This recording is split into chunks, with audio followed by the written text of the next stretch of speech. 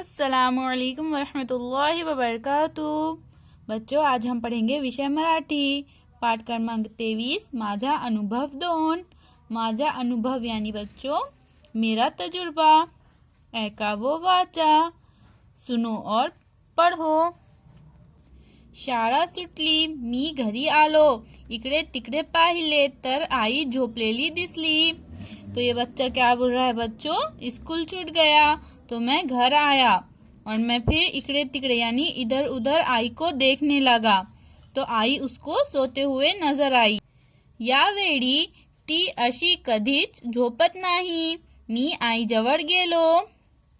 तो बच्चा क्या बोल रहा है कि ये टाइम पर आई कभी भी इस तरह से सोती नहीं थी और फिर मैं आई के पास गया। आई, तुला बरा वाटत नाही का, असे विचारत मी तिच्या शेजारी बसलो।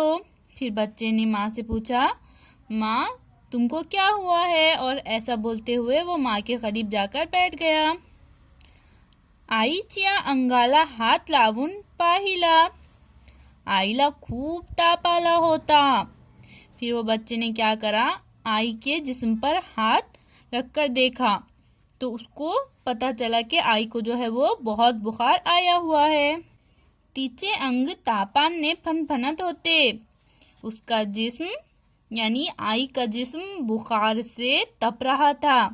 मी लगेच थंड पाणी घेतले, स्वच्छ रुमाल घेतला तो थंड पाण्यात डुबवला। फिर बच्चे ने क्या करा, जल्दी से ठंडा पानी लिया और एक साफ कपड़ा लिया और फिर उस कपड़े को पानी में, ठंडे पानी में इस तरह से डुबाया। मी आईच्या कपाळावर रुमालाच्या घडिया ठेवू लागलो।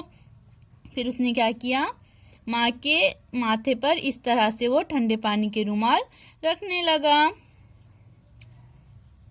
काही वेळाने आईचा ताप थोड़ा सा कमी झाला। फिर कुछ टाइम के बाद, कुछ वक्त के बाद माँ का बुखार जो है वो थोड़ा सा कम हो गया। मी डॉक्टराकडे गेलो, त्यांना घरी घेऊन आलो। फिर मैं डॉक्टर के पास गया और डॉक्टर को घर पर लेकर आया। डॉक्टरांनी आईला तपासले। फिर डॉक्टर ने क्या किया, आई को चेक किया, औषधे लिहून दिली और मेडिसिन्स लिख कर दिए। मी आईला चहा करून दिला। थोड्या वेळाने आईला झोप लागली। फिर मैंने जो है तो आई को चाय बना कर दी और उसके थोड़ी देर बाद आई को झोप यानी के नींद लग गई। मी घर आवरले, घर स्वच्छ झाड़ून घेतले। फिर मैंने क्या किया, फिर मैंने घर को साफ किया, अच्छे से घर की झाड़ू मारी और घर की सफाई की। तेवढ्यात बाबा आले, उसी वक्त बाबा भी आ गए। त्यांनी डॉक्टरांनी दिलेली औषधे आणली। फिर बाबा ने क्या करे बच्चों, बाबा ने डॉक्टर ने जो औषधे, जो दवाइयाँ लिख कर दी थी वो लेकर आए, आईला दिली और वो आई को दिए। आता आईला थोड़े बरे वाटू लागले। अब आई को थोड़ा अच्छा महसूस होने लगा। आई उठून बसली। बाबा म्हणाले, तू उठ नकोस, आराम कर, जेवाचा मी बघतो। और फिर आई उठकर बैठी। फिर बाबा ने आई से कहा, तू उठू नकोस, तू अभी मत उठ, आराम कर, खाना पकाने का मैं देख लूंगा।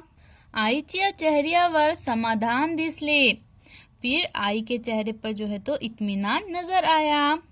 आईचा आनंदी चेहरा पाहून आम्हालाही आनंद झाला और आई का आनंदी चेहरा यानी इत्मीनान भरा चेहरा देखकर हमें भी इत्मीनान हुआ, खुशी हुई। अल्लाह हाफिज।